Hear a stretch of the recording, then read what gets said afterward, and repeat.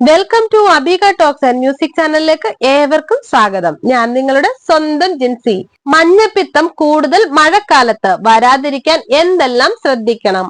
മഴക്കാലത്ത് മഞ്ഞപ്പിത്തം അഥവാ ഹെപ്പറ്റൈറ്റിസ് പിടിപെടാനുള്ള സാധ്യത വളരെ കൂടുതലാണ്. ജലജന്യ രോഗാണുക്കൾ കൂടുതൽ പെരുകുകയും എളുപ്പത്തിൽ പകരുകയും ചെയ്യുന്നത് കൊണ്ടാണ് ഇങ്ങനെ സംഭവിക്കുന്നത്. കനത്ത മഴയും വെള്ളക്കെട്ടുകളും കാരണം കുടിവെള്ളത്തിൽ ഹെപ്പറ്റൈറ്റിസ് എ വൈറസുകൾ കലരാറുണ്ട്. ആയതിനാൽ ശുചിത്വക്കുറവ്, വെള്ളത്തിൽ മലവിസർജനം കലരുന്നത് തുടങ്ങിയ കാരണങ്ങളാൽ മഴക്കാലത്ത് മഞ്ഞപ്പിത്തം പിടിപെടാനും പടരാനുമുള്ള സാധ്യത വളരെ കൂടുതലാണ്. രോഗഭീഷണി കുറയ്ക്കുന്നതിനായി ശുചിത്വം പാലിക്കാൻ വളരെയധികം ശ്രദ്ധിക്കുക.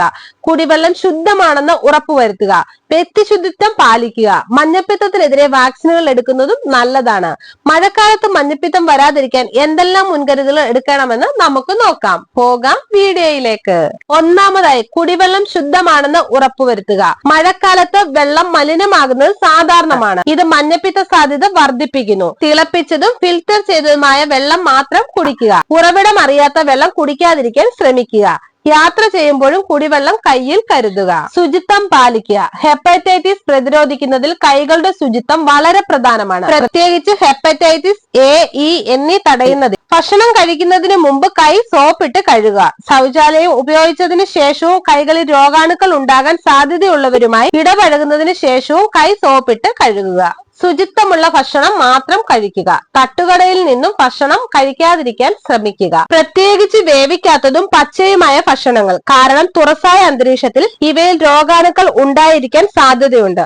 പാകം ചെയ്ത ഉടനെ ഭക്ഷണം കഴിക്കാൻ ശ്രമിക്കുക. പഴങ്ങളും പച്ചക്കറികളും നല്ലവണ്ണം കഴുകി തൊലി കളഞ്ഞ് കഴിക്കുക. വാക്സിനുകൾ എടുക്കുക. ചിലതരം ഹെപ്പറ്റൈറ്റിസുകൾക്കെതിരെ വാക്സിനുകൾ ഫലപ്രദമാണ്. ആരോഗ്യ വിദഗ്ധരുമായി ആലോചിച്ചതിനു ശേഷം ഹെപ്പറ്റൈറ്റിസ് എ, ബി എന്നിവയ്ക്കെതിരെയുള്ള വാക്സിനുകൾ പ്രതിരോധ കുത്തിവയ്പ്പുകൾ എടുക്കുക. പ്രത്യേകിച്ച് രോഗസാധ്യത കൂടിയ സ്ഥലങ്ങളിൽ വസിക്കുന്ന ആളുകൾ. വെള്ളക്കെട്ടുകളിൽ നിന്നും ഒഴിഞ്ഞു നിൽക്കുക. മഴക്കാലത്ത് വെള്ളക്കെട്ടുകളിൽ ഹെപ്പറ്റൈറ്റിസ് വൈറസുകൾ ഉണ്ടാകാൻ ഇടയുണ്ട്.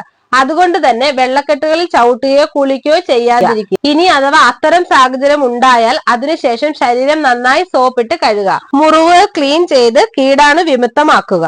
കൃത്യമായ മാലിന്യ നിർമ്മാർജ്ജനം. മനുഷ്യ വിസർജ്യം ഉൾപ്പെടെ മാലിന്യങ്ങൾ കൃത്യമായി നിർമ്മാർജ്ജനം ചെയ്യുക. മഞ്ഞപ്പിത്തത്തെ പ്രതിരോധിക്കുന്നത് ഇതിന് വളരെ പ്രധാനമാണ്. അഴുക്കുചാലുകൾ കൃത്യമായി പ്രവർത്തിക്കുന്നുണ്ടെന്ന് ഉറപ്പുവരുത്തുക. മാലിന്യ നിർമ്മാർജ്ജനം ശരിയായി നടക്കാത്ത ഇടങ്ങളിൽ സന്ദർശിക്കുന്നത് ഒഴിവാക്കുക.